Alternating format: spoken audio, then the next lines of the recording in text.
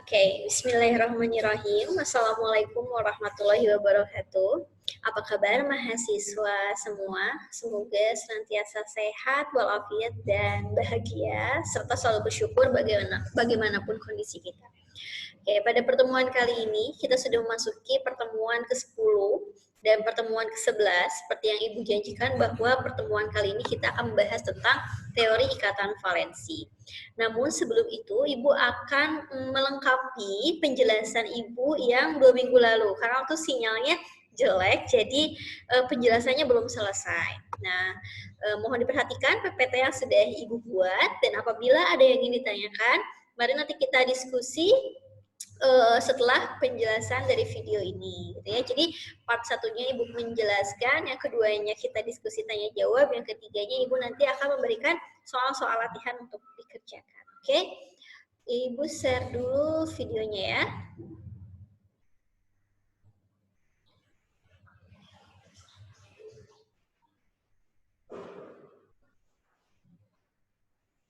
Oke, sudah terlihat ya. Oke, bismillahirrahmanirrahim. Sekarang Ibu akan menjelaskan tentang perkembangan teori senyawa kompleks ini ya. Fokusnya Ibu akan menjelaskan tentang teori Werner dan bilangan atom efektif. Namun sebelum itu, sepertinya kalau dilihat dari evaluasi pertemuan kita sebelumnya, kalian belum bisa membedakan mana garam rangkap dan mana garam kompleks, jadi Ibu akan ulas sedikit sebelum masuk ke teori Werner. Oke, sebenarnya apa sih yang membedakan antara garam rangkap dan garam kompleks? Kalau kalian tahu kan garam itu banyak banget macamnya, misalnya kayak NaCl terlarut sempurna mengionisasi menjadi Na+ sama Cl-. Kalau misalnya kita larutkan ke dalam suatu larut, contohnya air. Nah, sebenarnya ada dua tipe senyawa yang terbentuk jika ada dua atau lebih senyawa yang stabil bereaksi. Nah, yang pertama itu ada golongan garam rangkap dan yang kedua itu garam kompleks. Nah, si golongan yang kehilangan identitasnya dalam larutan atau dia itu ketika sudah melarut bertransformasi menjadi ion-ionnya itu disebut dengan garam rangkap. Nah, tapi apabila ada suatu golongan garam yang ketika dia sudah dilarutkan dalam suatu pelarut tapi dapat mempertahankan identitasnya, gitu ya, itu namanya garam kompleks. Nah, contoh dari si garam rangkap ini kita lihat dari sini. Misalnya di contoh kedua ya, Ibu langsung ya, ada potasium alum, yaitu ada KSO4 ditambah AlSO4 3 kali ditambah 24H2O menjadi KSO4 AlSO4 3 kali 24H2O. Ketika senyawa potasium alum ini dilarutkan ke dalam air, dia akan mengion menjadi K+, Mg2+, Cl-, Al3+, dan SO4 2-. Jadi dia akan berubah bertransformasi menjadi ion-ion.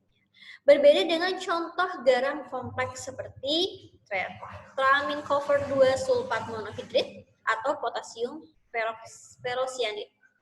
Nah, contohnya misalnya ini.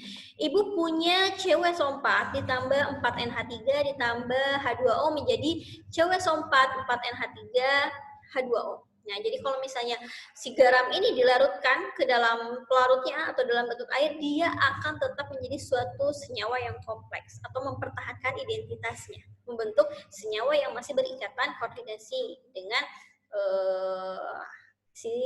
atom dan ligan-ligannya gitu kan. Kalau misalnya ada nemu senyawa-senyawa yang kayak gini, nah itu disebutnya dengan garam kompleks. Jadi sudah jelas ya apa yang membedakan antara garam rangkap dan garam kompleks. Nah, oke. Lanjut.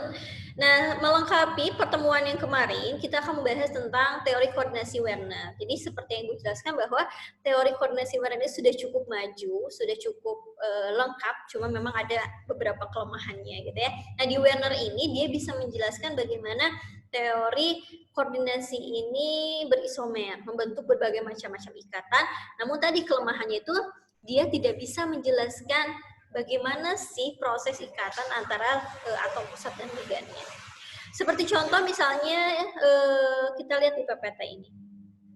Mengapa garam yang stabil seperti COCl3 bereaksi dengan NH3 itu menghasilkan beberapa senyawa seperti COCl3 6NH3, COCl3 5NH3, COCl3 4NH3. Bagaimana strukturnya? Nah, kalau Werner ini dia sudah bisa menggambarkan bagaimana strukturnya, gitu kan?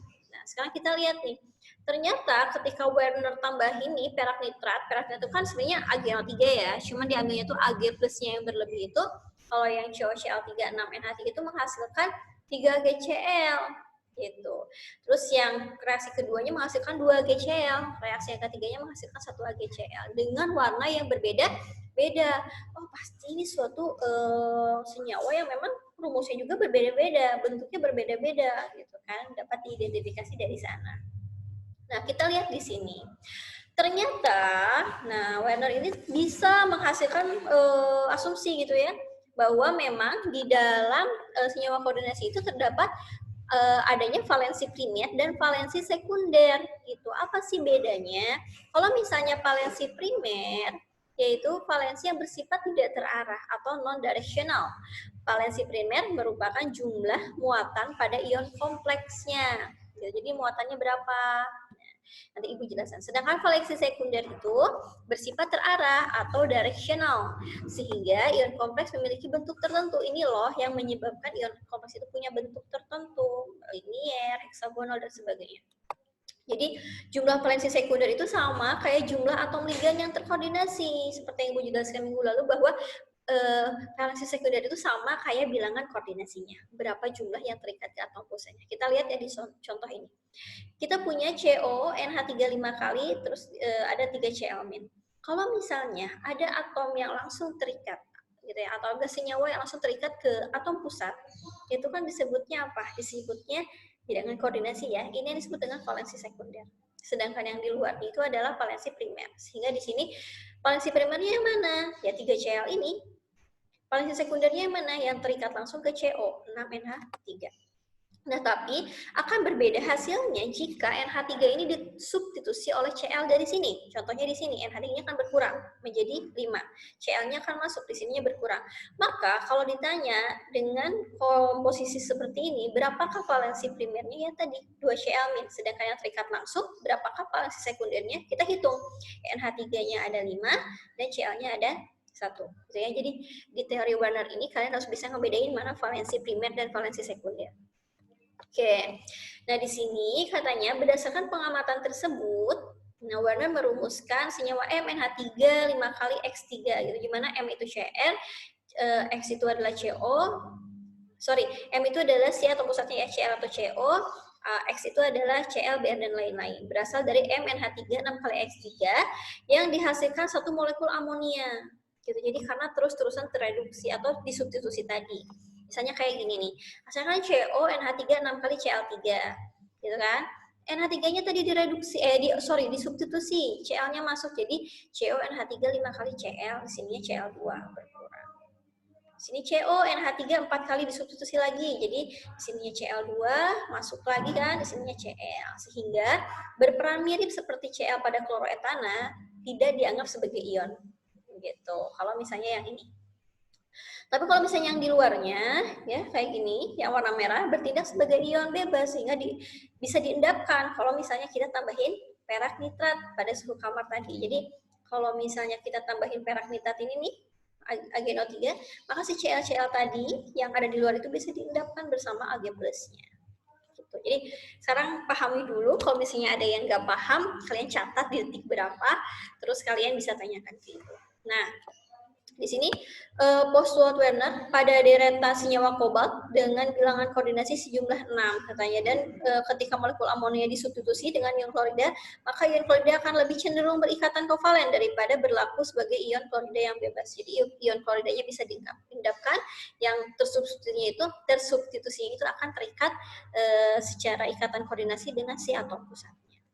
Seperti itu. Nah, kontribusi Werner ini ternyata berhasil menetapkan struktur geometris, gitu ya. Dapat dilihat bisa membentuk planar heksagon, trigonal piramida, oktahedron, dan sebagainya. Cuma memang tadi kelemahannya bahwa teori koordinasi Werner tidak bisa menjelaskan bagaimana pembentukan ikatan antara atom pusat dengan ligan-ligan yang ada. Sehingga nanti akan dilengkapi di teori ikatan valensi. Makanya Ibu menugaskan kalian untuk merangkum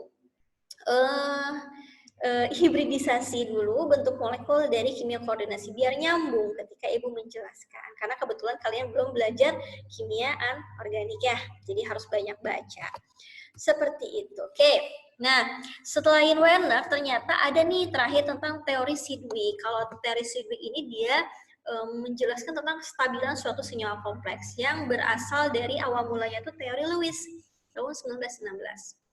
Kata Lewis mengemukakan bahwa suatu ikatan kovalen terbentuk antara dua atom dalam suatu molekul melalui pemakaian bersama suatu pasangan elektron. Biasanya bisa ya menggambarkan struktur Lewis. Bisa dong, udah semester 2. Nah, terus dilengkapi nih sama Sidgwick. Sidgwick mengemukakan suatu teori itu untuk pembentukan ikatan koordinasi kadang-kadang juga disebut dengan ikatan polar atau ikatan datif. Jadi ligan mendonorkan pasangan elektron kepada ion logam sehingga membentuk suatu ikatan koordinasi. Contohnya pada senyawa ini.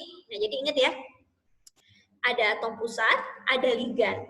Ligan yang mendonorkan elektronnya berarti disebut basa Lewis. Sedangkan atom pusat yang menerima elektronnya itu disebut asam Lewisnya, gitu kan ya. Nah, contohnya seperti yang ini. Kita lihat nih, ini ligannya mendonorkan elektron, dua elektron kepada si kobalt. Jadi mereka dapat berikatan koordinasi seperti itu. Nah, untuk kestabilannya sendiri bagaimana cara memprediksinya? Ternyata si Sidgwick ini punya perhitungan, yaitu kalian harus bisa menentukan bilangan atom efektif. Kalau misalnya bilangan atom efektifnya sama dengan jumlah atom dari gas mulia, apa aja?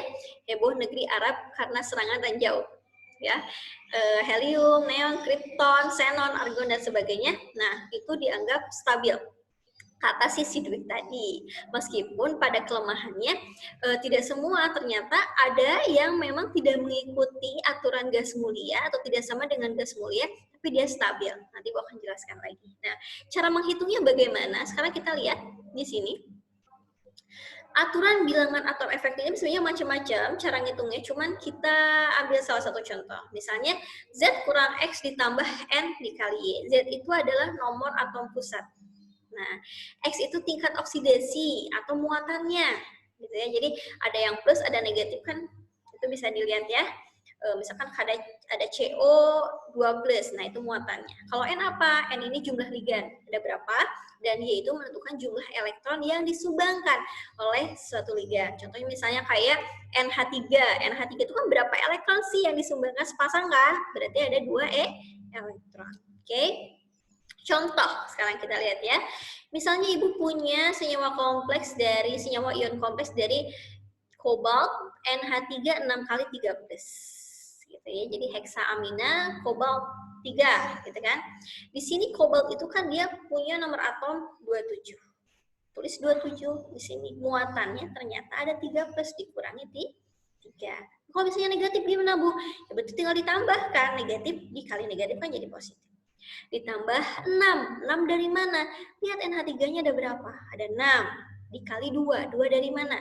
Kalian harus tahu bahwa NH3 itu kan menyumbangkan 2 elektron. Sepasang kan, monodentat kan dia. Jadi menyumbangkan 2 elektron dikali 6. Sehingga EAN-nya adalah 36. 36 itu sama dengan nomor atom krypton atau gas mulia. Sehingga si CONH36 kali 13 ini dianggap suatu ion kompleks yang stabil. Seperti itu. Oke? Lanjut lagi. Nah, contoh lain misalnya ada berapakah EAN dari K4 FeCN 6 kali. Nah, seperti biasa ya, ini pisahkan dulu menjadi ion kompleksnya, berarti ini jadi K+, yang ini FeCN 6 kali 4 min. Udah bisa kan ya memisahkan? Bisa misahin mah gampang ya. Nah, sekarang elektron valensi Fe itu kan nomor atomnya 24 ya. Kayak tadi 24 dikurangi 2. Jadi 26 dikurangi 2 yaitu 24. Nomor atomnya 26 dikurangi muatannya 2 jadi 24. Taruh di sini. Cn juga sama, dia menyumbangkan 2 elektron. Jadi 2 dikali 6 karena ada 6. Sama ternyata ya, N itu 36. Berarti dia dianggap stabil.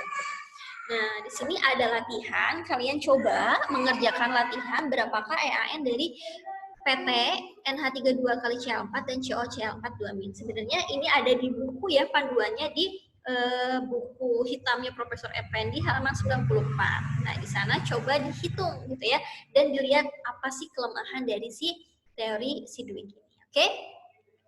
Nah, ini beberapa contohnya gitu ya. Di sini akan kelemahannya diperoleh fakta bahwa kompleks bersifat stabil meski tidak memenuhi kaidah Octet-Lewis tadi, gitu ya. Seperti yang Ibu jelaskan. Oke, next Ibu akan menjelaskan tentang teori ikatan valensi, tapi sebelumnya kalian harus merangkum dulu bagaimana hibridisasi dan bentuk molekulnya agar kalian nyambung nanti ketika Ibu jelaskan. Oke, Ibu cut dulu video ini karena takutnya terlalu besar dan tidak bisa diupload.